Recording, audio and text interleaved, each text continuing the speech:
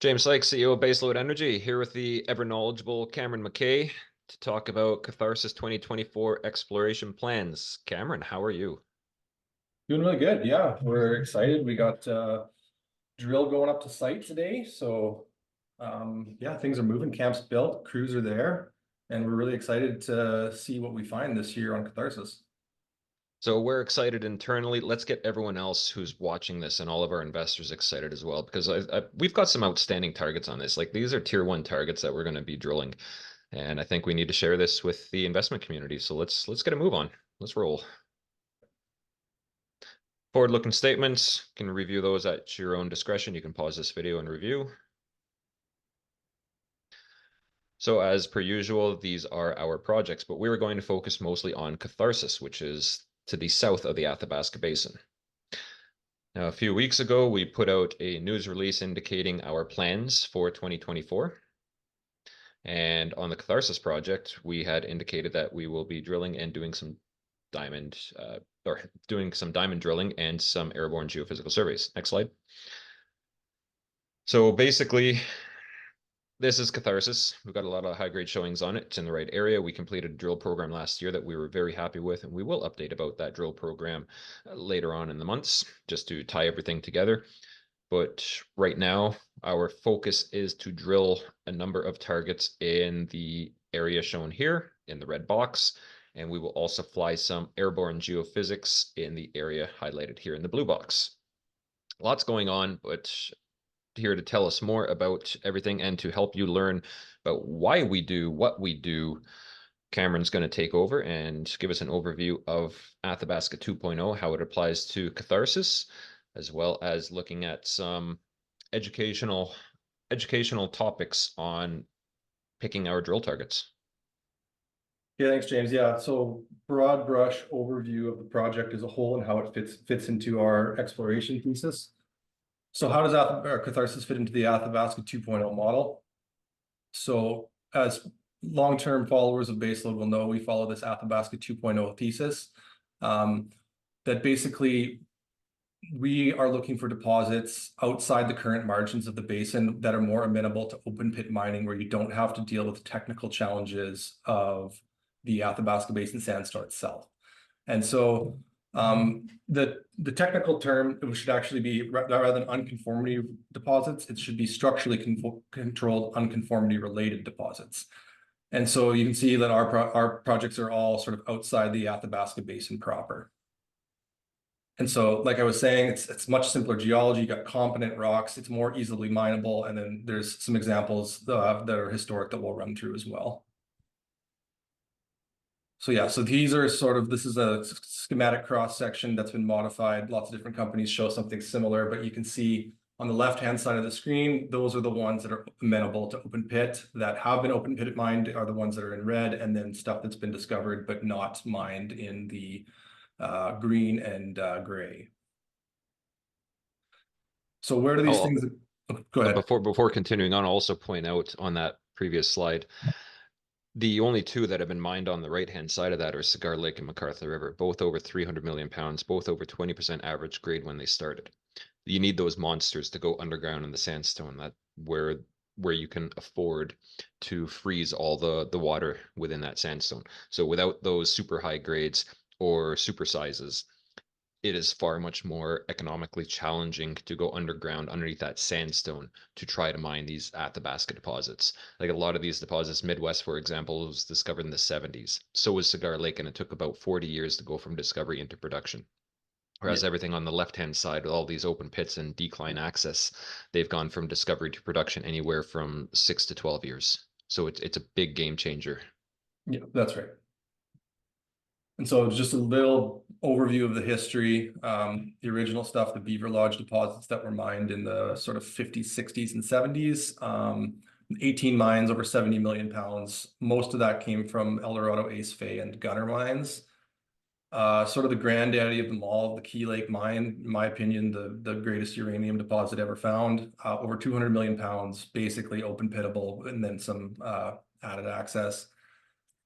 And then there was 6 mines over on the northeast side of the basin, sort of on the edge. That's the Rabbit Lake, McLean Lake complex over there. And then also the Clough Lake, that is in the middle of the Athabasca Basin, but by happy coincidence, it was struck by a meteorite. And so everything was brought much closer to surface. So amenable to open pit and added access as well. And so here's Catharsis outside of the basin. That's what we're going to focus on today. And so the question is, how big was the basin originally? So it formed between 1.8, 1.5 billion years ago, and there's been many glacial events, and many contend that the Athabasca Basin and the Thelon Basin, and none of it were once one continuous basin. So the question is, how much sandstone has been removed over many hundreds of millions of years? And so going on to this question again, how big was the basin? Well, you can see here, this is what's called the Riley subbasin. It's a known outlier of Athabasca sandstone. And so about 85 kilometers from the basin proper, which is about the same distance as the center of our Catharsis project. So we're hoping that, it was at least this big. We think bigger, but at least that big. So this is just a nice little cartoon schematic of that helps illustrate what we're talking about. So 1.8 billion years ago when the Athabasca Basin started to form, you have mountains that are eroding down and forming a much, much bigger basin than what we see here today. You can see we have our projects outlined there. There's Catharsis, Shadow, and Hook on this much larger Athabasca Basin. And then what happens is you have glaciers come along and scrape everything off and reduce the size and footprint of the basin proper. And so here's the basin current day, but were there other outlier basins that might be closer to surface that we no longer see today? So here's a nice cross section of the Athabasca Basin, and you can see here there's this line that's extending out into space.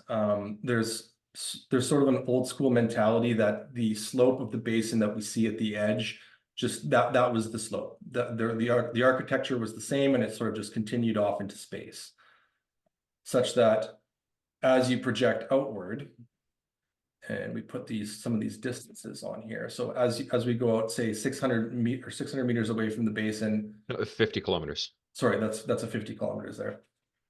50 kilometers away, then you'd have 60 meters or 600 meters you'd be 600 meters below the unconformity proper. And we don't think that that's necessarily the case, and we have good reason to think that. So this is a cross section of the Tarim Basin in the Himalayas. We've used this example in the past. This has been scaled to have the Athabasca Basin sit here, and you can see using the Tarim Basin as an analog, there is some basin architecture where things kind of go up and then they come back down. It's not quite so simple as just projecting out into space. Maybe it is, but it's just as likely that you have this more diverse paleotopography where things go up and then they come back down again. And so that's the thesis that we're operating on. And we use the Tarim Basin as an analogy because apparently when the Athabasca was forming and the mountain belts around it, the Trans-Hudson orogeny was larger than the Himalayas are today. So we figure that if there was a basin forming within a mountain belt larger than the Himalayas, then we can assume that the basin that was forming in there, i.e. the Athabasca and Thelon, were all attached and much larger. So the image that is showed there right now is the current extent of the Athabasca Basin. So you can kind of get an idea that there could have been a lot of sandstone that was eroded from Athabasca over the last 1.5 billion years. That's right. And so, yeah, maybe there's some of these outliers or sub-basins that might be outside the current basin. Yeah, and that's just it. Like if the Athabasca, what we see today, is a sub-basin itself, then if you were to erode all of that down, you would still have sub-basins within a sub-basin. So it's just fractal scale, repeat patterns over and over. So this is our hope that outside the current extents of the known basin, that we have some of these outliers where the fluids associated with the Athabasca Basin, which we know are important for forming these unconformity uranium deposits, would be close to the present day surface. And so is there a Catharsis Basin out there? We sure hope so. And then, so this might have some implications for the Athabasca 2.0 strategy. So we are still very much interested in basement hosted deposits, but if there are some of these outlier basins out there, potentially, the red just popped up there, so that's the classic sort of basement hosted deposits. But if there is some outlier sandstone, then potentially you have unconformity potential outside the Athabasca Basin as well. So that's where you get those really high grades. So fingers crossed. Yeah, any little bit of sandstone just increases our exploration potential on these projects. Yeah, and I mean we see that at Accio too, right? It's like we're outside the basin proper. We found a little wedge of sandstone that nobody knew was there, and lo and behold, we got uranium. So we're hoping to repeat success. So this is a airborne magnetic map, and you can see on there some of the mines that everybody's familiar with. And there's this like strip of blue that's running through there.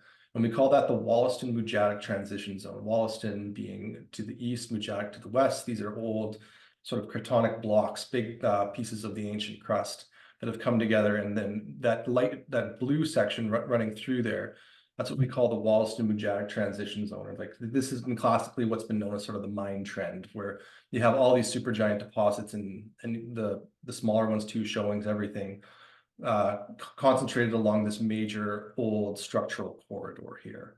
And so you can see Catharsis is right smack dab in the middle of that, just to the south of the basin proper.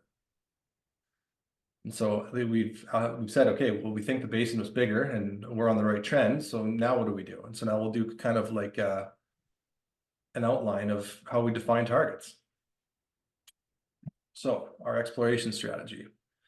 When we first got the project, step one is often boots on the ground. So that's what we did. We've done some ground-based mapping and prospecting and come up with some interesting results. It's good to note that a lot of the times, like because unconformity related uranium deposits are hydrothermal deposits, if the chance of finding one exposed at surface is very, very small because they tend to weather recessively. And so where you find nice, competent, hard outcrop that you can go whack with a hammer, you're usually going to be outside the area where you'd optimally be looking, just because those areas would be so prone to weathering and erosion. But what we did find was a number of interesting samples that are both elevated in uranium and also in rare earths as well, which is quite interesting. And we'll talk a little bit more about the rare earths later. But you can see some pretty decent rare earth numbers on these 2% total rare earth oxides, 0.66 total rare earth oxides along this trend here. And then another one down here in the south. And then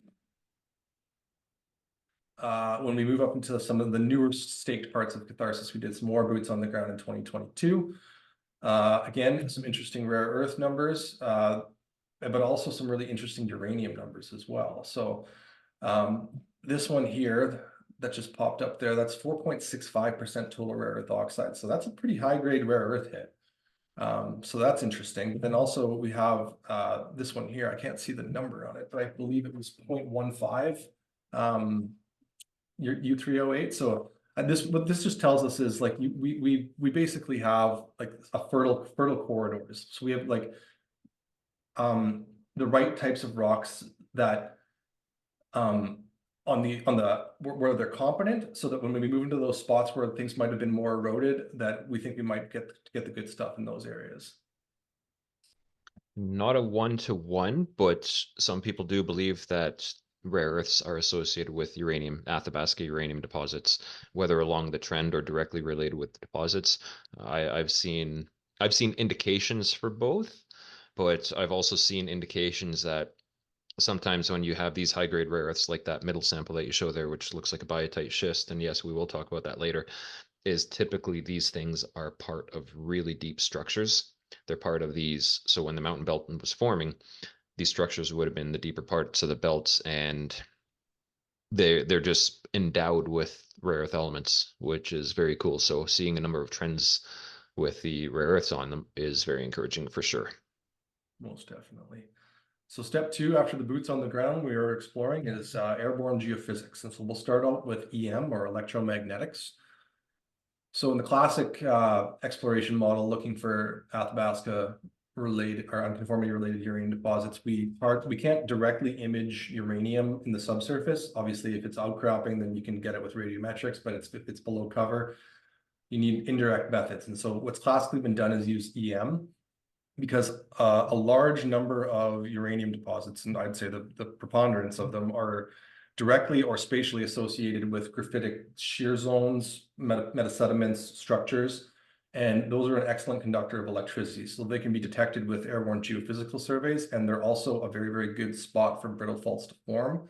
Graphite's what's in your pencil, and the reason that you can write with a pencil is because those sheets of graphite slide off, leaving some of it on the page. And so you can imagine if you apply a force, a tectonic force, this is a natural spot for things to break. So in 2021 and 2022, we covered off this portion of the project with an airborne VTEM survey. There's a number of different EM surveys that are available. VTEM is a very common one that's been used in the past. We like it. It uses an active source EM. So they're actually pumping a current from this transmitter loop and then detecting it with their receivers. And it's really a really good EM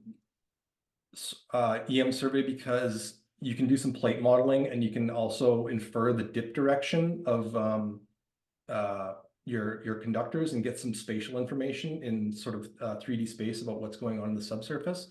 And so you can see there's this profile here, and this is what's called a double peak response. And so you basically just pick up these double peaks and you can infer the dip using some fancy software and a trained technician.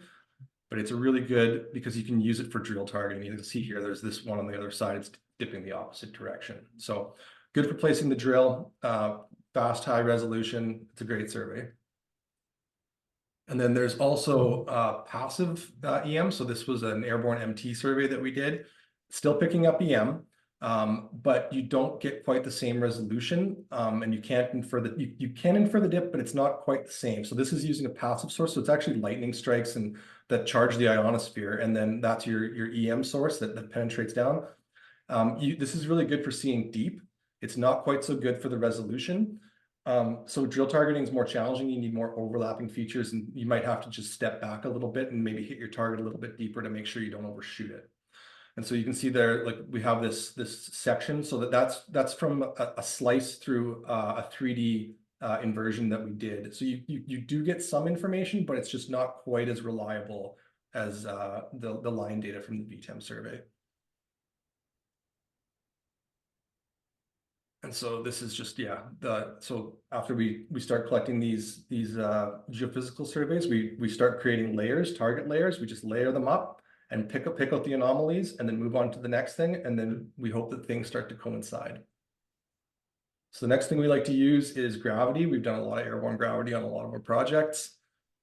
The reason why is because it's really good at highlighting large scale structures, and it may identify zones of hydrothermal alteration because you're changing like the density profile of the rocks, and this can help you focus your target location. So you can see this beautiful example here. There's a fresh and altered. You can imagine that those two rocks have very different physical properties, even though they were originally the same rock type. And so there's another number of different gravity products that we get from the contractor and through third-party geophysical specialists that we use. So this one here is a GDD, or enhanced vertical gravity gradient. So this is not a density model per se. So what this is showing is basically the rate of change in the acceleration due to gravity over a given area. So it's not like the blue on one side of the map is equivalent to the blue on the other. It's just the gravity profile, the acceleration due to gravity is changing at that location. But what you can do is you can create these density models and then basically slice them. So this one attempts to make the pink equivalent to the pink and the blue equivalent to the blue. So this is an actual density model that's been sliced 50 meters from the surface. And there's a large amount of overlap between the two, but it's just important to keep in mind like what you're looking at. So again, we find the anomalies and the trends that we like, and then we layer those up with the other data that we have. And so the next thing is magnetics. Maybe you should talk about this first, but maybe not. It doesn't really matter. But magnetics, it's it's it's been around forever. It's extremely useful, and you collect it almost for free when you're doing like an EM survey or a gravity survey. So we have a lot of good magnetic data. So this one is a total magnetic intensity. This is just the total magnetic field of the rocks in the area. It's extremely useful. Step one is to use one of these. It's always a good base map. It can be used to detect alteration as well, especially if you're on like a very clear mag high trend and all of a sudden there's a weird anomaly where everything just drops to below. It could indicate fluids have interacted with the rocks and changed the magnetic properties. And then another magnetic product that we use is what's called a tilt derivative. There's a number of different derivative maps that you can use. And kind of like the enhanced vertical gravity gradient map I was talking about, in this case, it's meant to sharpen the contacts between things. So in this case, the pink is actually mag high, the blue is actually mag low. In this case, it's highlighting the contrast between the two. So pink on one side of the map is not the equivalent to pink on the other side of the map. Same thing goes for the blue, but it really helps to sharpen those contacts and you can start picking out some larger scale structures. This is just an explanation of that. Yeah. So like yeah, it's just sharpening those contacts by taking the derivative of the magnetics. And so then, yeah, you can start picking, we just highlighted these three, but I'm sure the viewers can see there's a lot of different trends that we can choose to highlight. So yeah, layer up and then we start picking targets. So we take our mag map, layer in some of the structures that we see, layer in our conductors, layer in our gravity anomalies that we like the best, and then we start picking out target areas. And then we need to refine those and prioritize and then figure out which ones we want to drill test first. And So we'll start looking at target area A. Yeah. I'll let James talk for a bit, maybe. All right. Yeah, so we'll start looking at target area A. Not that it's the where we're going first. It's just it was clockwise, the furthest to the north. Yeah. But there are two gravity anomalies circled in red, and there is actually a third one circled to the north, and they've all got a certain size. But what's really important about those gravity anomalies, the sizes and their shapes, is that they're very similar to what we have at Accio, which is now just showing up as the black anomaly. So that black anomaly is the Accio anomaly. We just transferred it to scale onto this map, and you can see that there's some of these anomalies near that black shape are very similar in size, in the gravity profile, and in shape.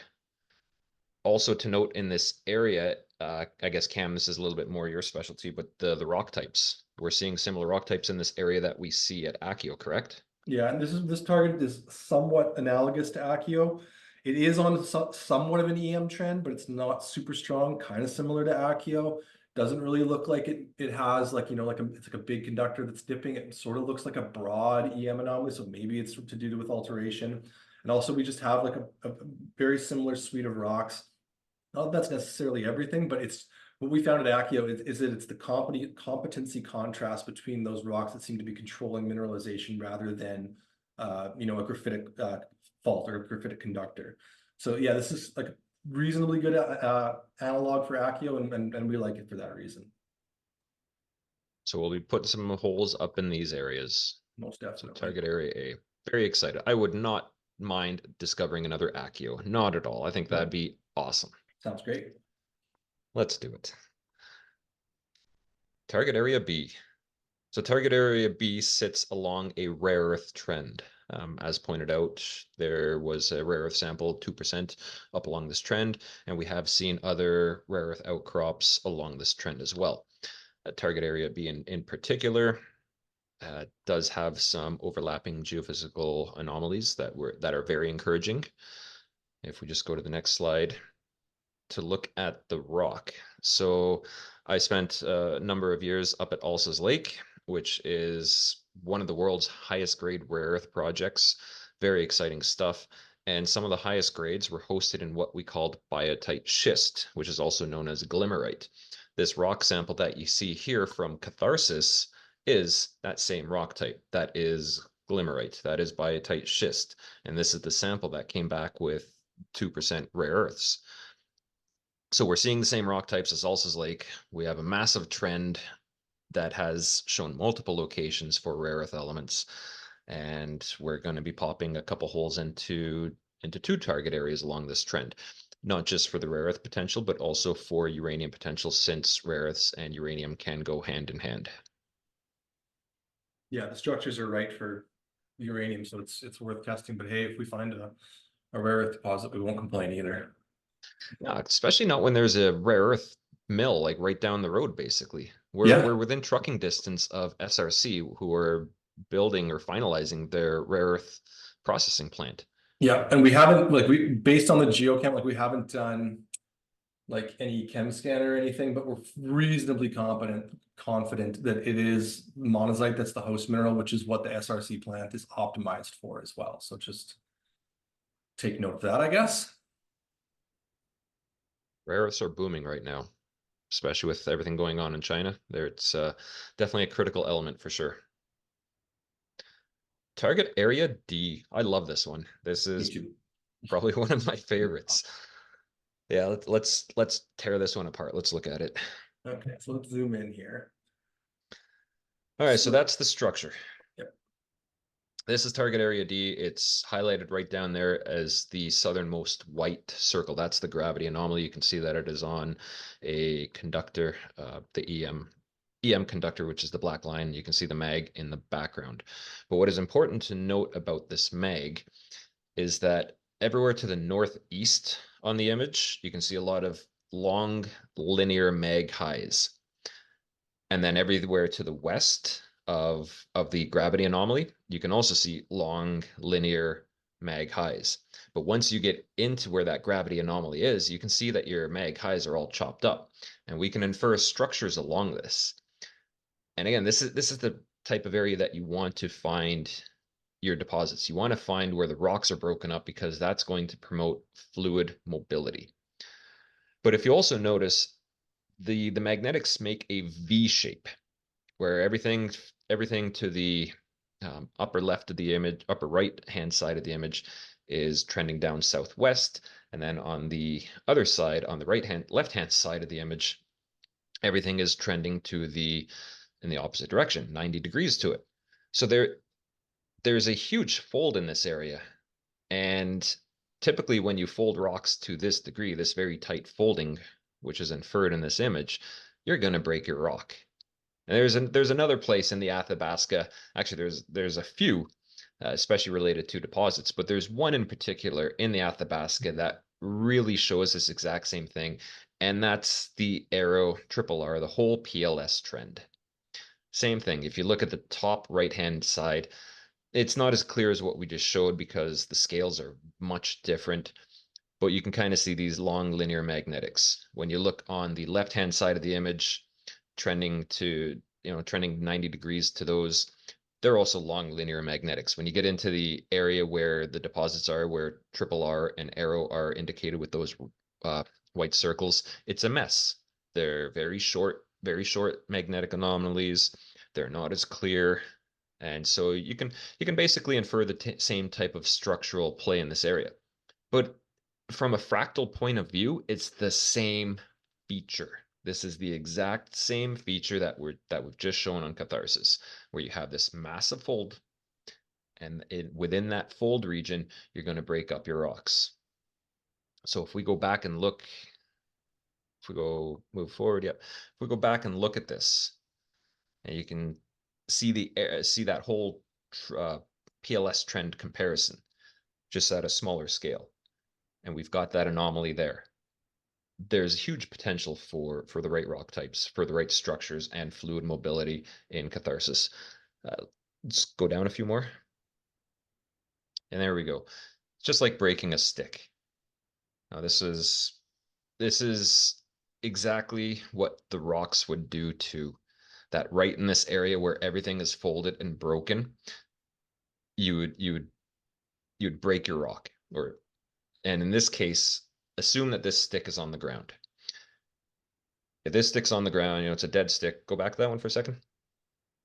This sticks on the ground and it's going to be exposed to water and weather. What's going to weather out first? What's going to decay first? Is it the stuff on the left-hand side of the image that is still covered in bark, or is it the stuff in the middle? And it's the stuff in the middle because not only have you removed that bark, that protective layer, but your surface area is much greater than on the left-hand side.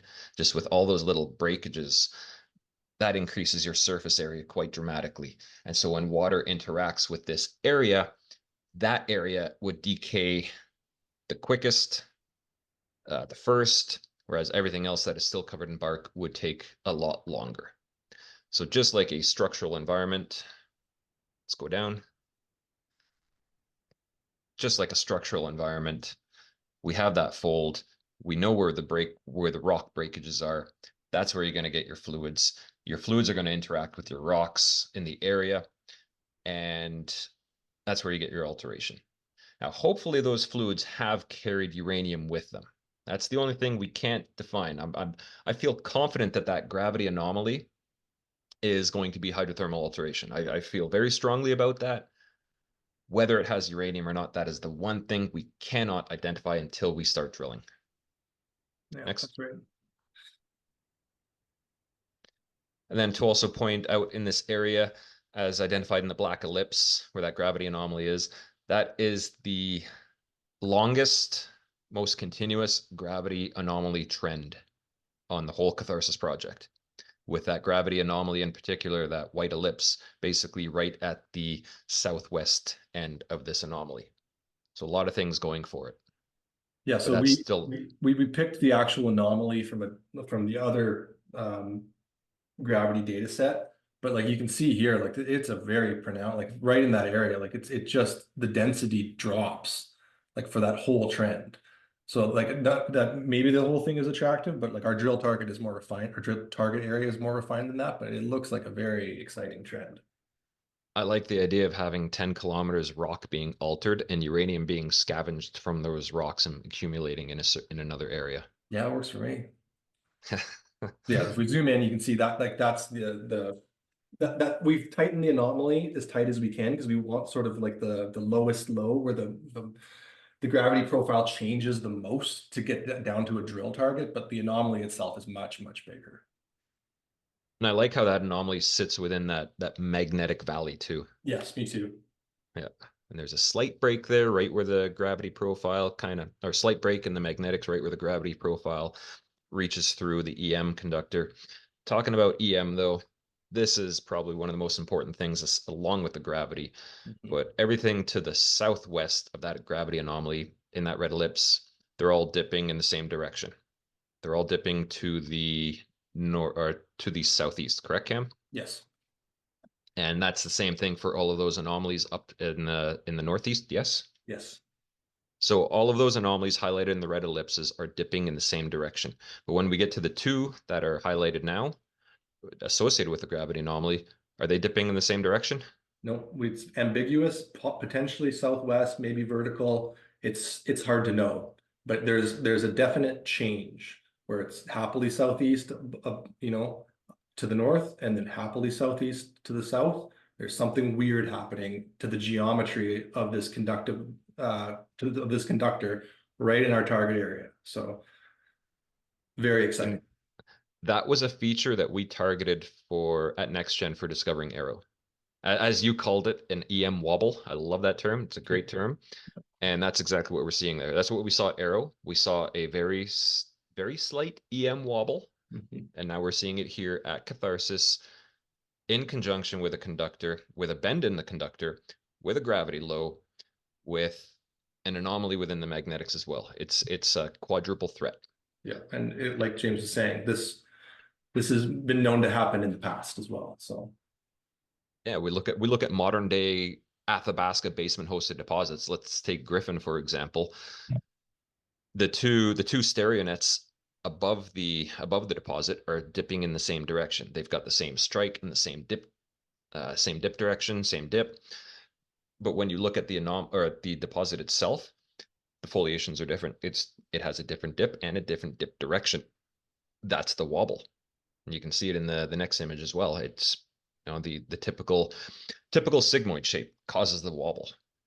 And yeah, so we're looking for those type of anomalies. Yeah, these changes in the 3D geometry of of the structures, it depends on on your stress direction, but they're areas that, given a certain stress direction, are potential areas for dilation and pulling in those fluids that are associated with these uranium deposits. So, as a general rule, weird is good. If it deviates from the norm, then it should catch your eye. Yep. And these aren't huge. These are not huge anomalies. They're one-offs almost. And again, talking about arrow, looking at the sterionets in the same in this area, you can see arrows highlighted. Yeah, highlighted right there at the red star. So that's the arrow deposit. All of the sterionets around arrow are basically dipping in the same direction with the same dip. At area A, South Arrow, Cannon, Bow, Harpoon, they're all dipping in the same direction with basically the same dip. But if you look at Arrow itself, Arrow is the only one that is basically has a true vertical dip. That's the anomaly. That's the wobble. That's what we targeted back in 2014. 10 years later, are we going to find the same thing over at Catharsis? Let's hope. Oh, I hope so indeed.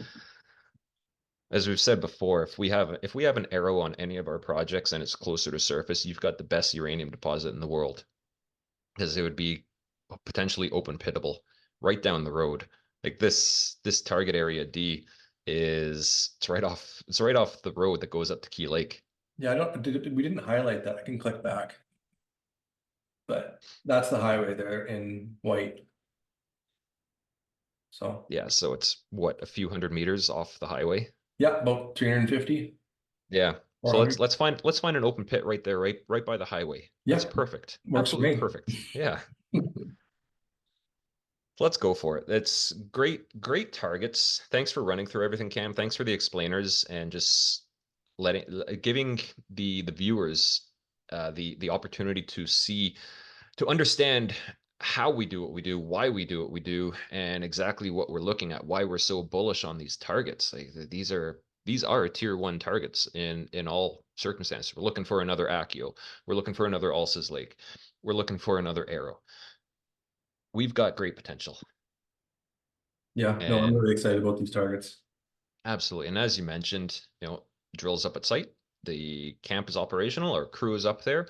We are days away from drilling, and this is a very exciting time.